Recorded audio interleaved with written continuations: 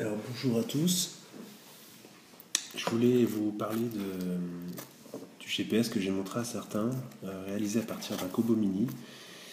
Donc le voilà fini avec la petite suspente de sécurité, le scratch au dos, l'antenne qui est protégée. Donc voilà.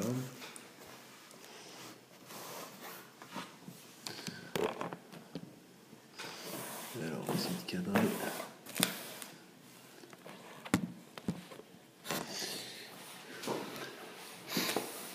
Donc, on va allumer les deux écrans, ça va vous permettre de comparer la visibilité.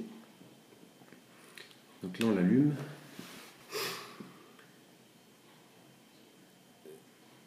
Donc la modification elle est mineure, hein, sur un Kobo Mini, il suffit de le démonter et de souder une petite puce GPS qui se commande pour une vingtaine d'euros sur eBay.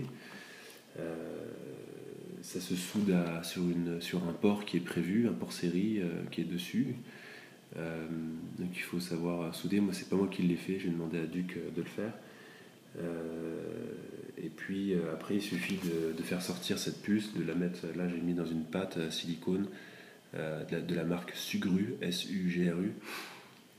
C'est adhérent, c'est costaud, donc voilà.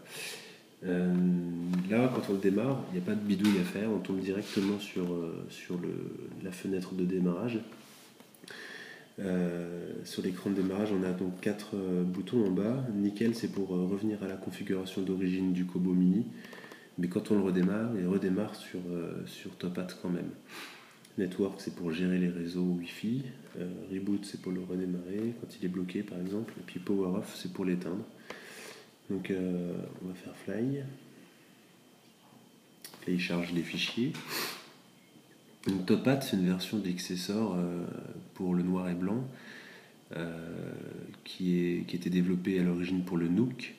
Et puis son développeur l'a adapté sur le Kobo. Donc là, on tombe sur la fenêtre Airspace Hocher. Donc on va dire OK aujourd'hui. Voilà, donc il a fait le fixe GPS. On est bien à Fontenoy. Donc Top Hat est un peu différent du Xessor au niveau. En fait, le menu, la touche M, c'est le menu. Donc ça permet d'avoir un accès rapide au menu, avec des fenêtres qui sont un petit peu plus intuitives, on va dire. Là, c'est le zoom, plus, moins, tout simplement. Et puis S, c'est pour avoir que la carte. Et puis quand on revient sur S, on a les paramètres qu'on a programmés. Là, ici, j'ai mis l'espace aérien en coupe. Donc tant qu'on n'avance pas, il dit pas de données, mais c'est normal. Et puis ici, en haut, on a l'affichage des balises. Donc là, il n'y a pas de balises. Et quand on fait du cross, par exemple, en distance libre, la distance libre depuis le point de décollage s'affiche ici. Voilà. Donc vous pouvez le voir en super luminosité. J'ai trouvé toutes les infos sur un forum allemand. Je peux vous mettre le lien s'il y en a qui sont intéressés.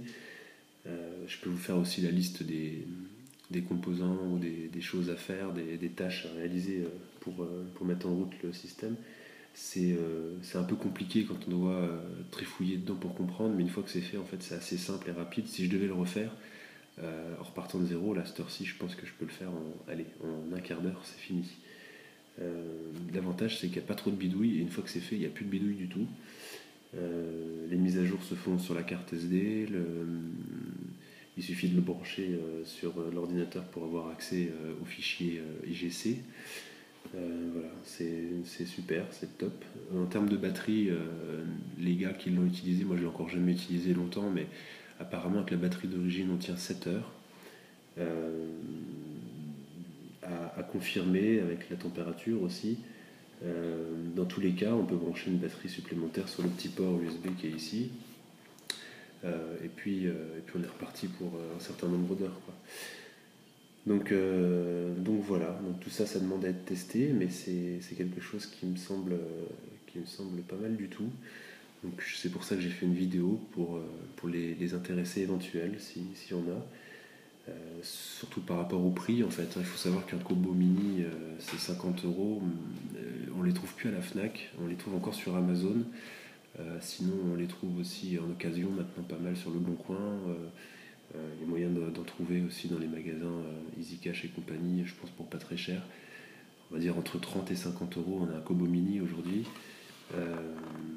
La puce GPS c'est une vingtaine d'euros.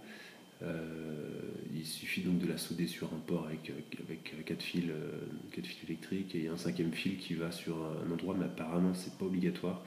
Moi je l'ai mis quand même, mais a priori ce serait pas obligatoire. Après il faut refermer le tout en faisant des trous pour les fils et la puce GPS, et puis mettre cette petite patte là qui semble bien adaptée, et puis l'histoire est bouclée, quoi.